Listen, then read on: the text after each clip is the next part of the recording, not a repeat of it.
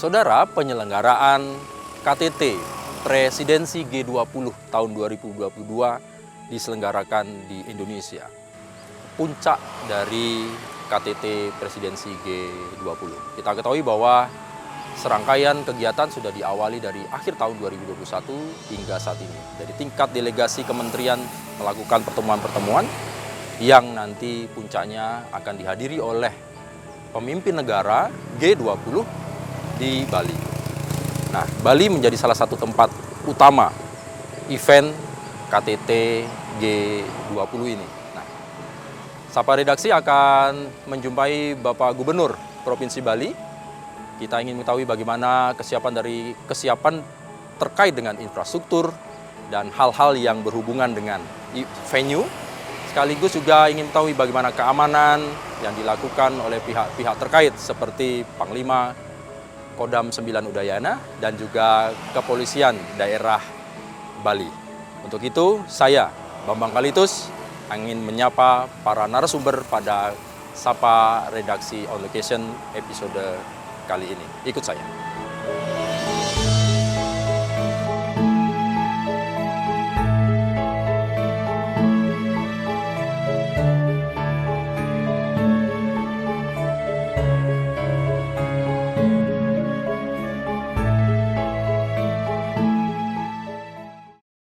Saudara, kita ketahui bahwa sebentar lagi perhelatan besar internasional G20 akan segera dilangsungkan di Bali. Nah, terkait pelaksanaan ini tentunya pemerintah Provinsi Daerah Bali menjadi tuan rumah, bagaimana mempersiapkan, kemudian bagaimana juga kesiapan dari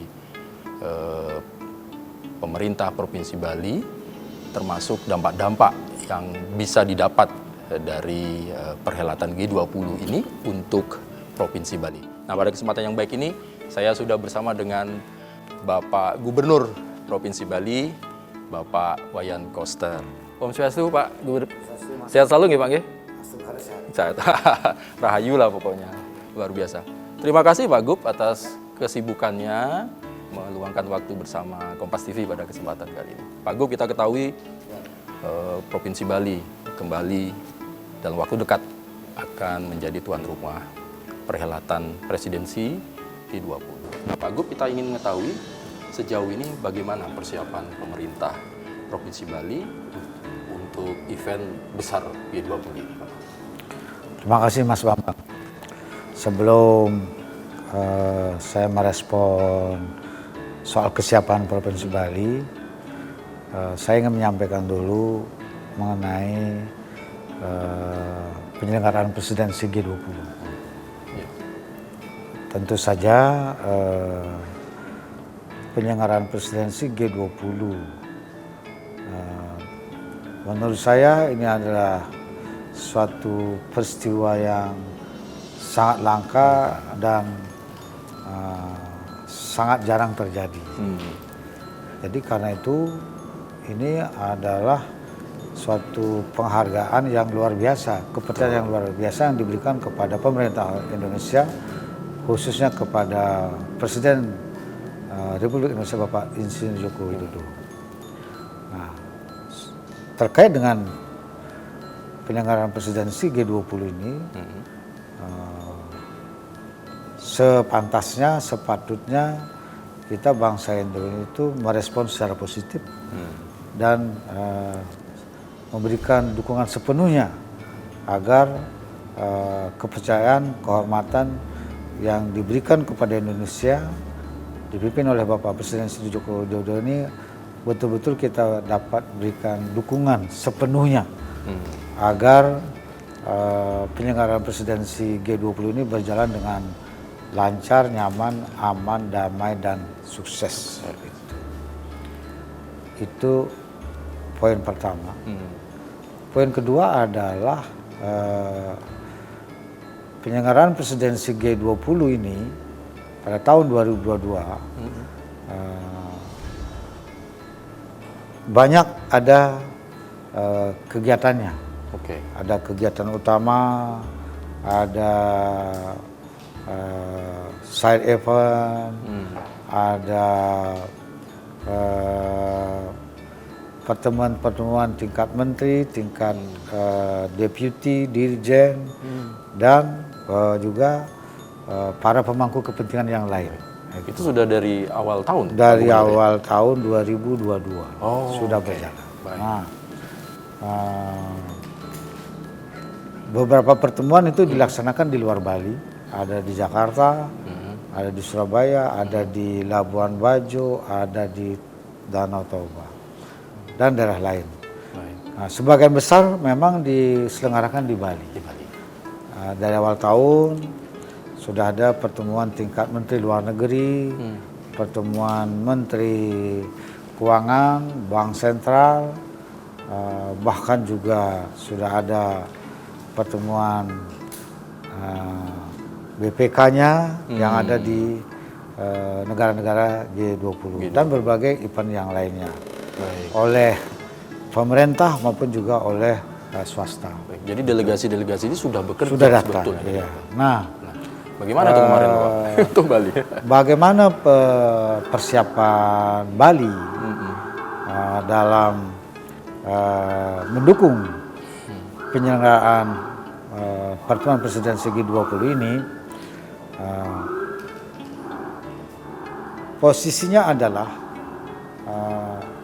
yang memiliki gawe besar ini pemerintah pusat. Pemerintah pusat. Baik. Yang punya yang menjadi katakan kalau sebut panitia itu adalah panitianya pemerintah pusat. Provinsi Bali itu posisinya adalah merupakan daerah yang dijadikan sebagai tempat penyelenggaraan rangkaian presidensi G20 dan khususnya pertemuan puncaknya yaitu para kepala negara, pemimpin negara yang tergabung dalam G20. Puncak pertemuan akan dilaksanakan pada tanggal 15 dan 16 November 2022 itu. Nah, kalau dari sisi kesiapan fasilitas untuk pertemuannya, tentu saja Bali sudah sangat siap. Sudah sangat siap, Pak? Sangat siap dari segi fasilitas pertemuan karena memang Bali sudah dalam beberapa kali menjadi tempat penyelenggaraan pertemuan internasional. Persis. Itu tahun 90-an itu pertemuan negara-negara di KTT, dunia, KTT, APEC, kemudian IMF Bank Dunia pada bulan Oktober 2018. Yang saya amati itu berjalan dengan sangat lancar dan sukses. Bahkan Nusa Dua sebagai kawasan tempat pertemuan, hotel-hotel yang ada di sana itu fasilitas yang dimiliki itu semakin meningkat kualitasnya. Jadi layanan terhadap penyelenggaraan acara secara keseluruhan, pertemuan besar, pertemuan kecil itu sudah didukung dengan fasilitas yang sangat memadai berkelas internasional. Jadi dari sisi itu tidak ada yang perlu diragukan karena memang Bali sudah memiliki pengalaman dan sejauh ini yang saya ikuti sejumlah pertemuan internasional yang diselenggarakan di Bali terkait dengan fasilitas tempat pertemuan itu belum pernah ada komplain. Selalu yang saya dapat itu kesannya positif. Dan Astungkare selesai pertemuan, kesan para peserta dalam pertemuan IMF Bank Dunia itu waktu penutupannya itu mengatakan sulit untuk menyelenggarakan pertemuan IMF Bank Dunia yang kualitasnya seperti di Bali ini. Jadi untuk berikutnya sulit kita akan menemukan situasi seperti itu lagi yang begitu sangat menyenangkan, berkualitas. Nah, sekarang pertemuan presidensi G20 ini momentum satu peristiwa yang luar biasa. Karena negara-negara yang tergabung dalam G20 itu menguasai 85% dari kekuatan ekonomi dunia. Itu luar biasa. dilaksanakannya di Bali. Nah, kalau dari segi tempat penyelenggaraan pertemuan sudah sangat siap, bahkan tidak saja di venue pertemuannya sekarang dipersiapkan dengan sangat serius oleh Bapak Presiden Insinyur Joko Widodo dengan para menteri yang terkait, Bapak Menteri PU, Menteri Perhubungan, Menteri Luar Negeri, Menteri Keuangan, bahkan Gubernur Bank Indonesia itu menyiapkannya dengan sangat baik. Bahkan Bapak Presiden berkali-kali berkunjung ke Bali untuk memberikan arahan dan memastikan bagaimana dukungan terhadap penyelenggaraan pertemuan presidensi G20 ini. Termasuk adalah yang menjadi perhatian serius Bapak Presiden adalah infrastruktur. Infrastruktur. Baik. Kalau kaitannya dengan tempat penyelenggaraan pertemuan sudah oke.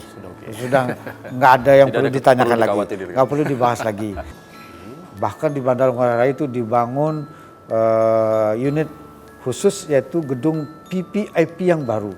Oh iya. Yang saya lihat, kemudian desainnya dari Bali itu sudah selesai, sangat bagus. Sangat bagus. Itu sekaligus juga mempercantik Bandara Igusti Ngurah Rai dengan Saya fasilitas mengapresiasi yang luar karena biasa. saya sudah lihat, Pak. Luar biasa itu. Cuma belum diresmikan oleh Bapak Presiden. Kemudian jalur dari Ngurah Rai menuju venue G20, yaitu menuju ke ITDC Nusa Dua, kemudian ke Hotel Kempinski, Hotel Apurva Kempinski, kemudian ke area penyemaian mangrove, dan ke GWK itu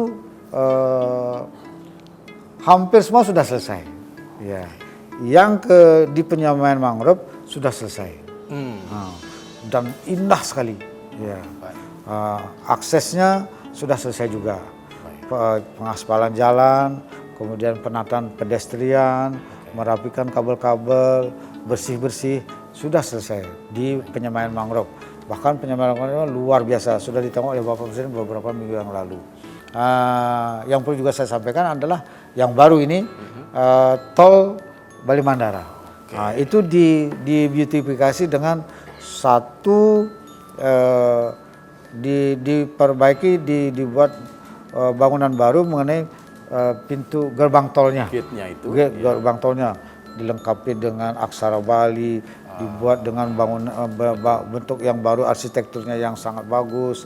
Kemudian juga sepanjang jalan tol Bali Mandara itu dipasangi dengan lampu tiangnya, dikasih dengan tis ornamen Bali. Ya, yang sangat indah sepanjang jalan itu. Kemudian juga atas arahan Bapak Presiden supaya dihijaukan di sepanjang mediannya itu, dihijaukan, ditanami dengan bunga. Kemudian juga saya jadikan itu sebagai showcase G20, energi bersih. Jadi dipasangin pembangkit listrik tenaga surya, PLTS atap.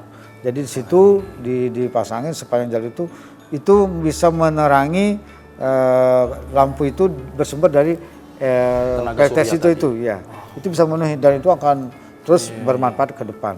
Jadi saya rutin memimpin rapat itu, mengontrol ke lapangan, kemudian juga memimpin rapatnya, sehingga pekerjaan bisa dikerjakan sesuai dengan target dan jadwal waktu.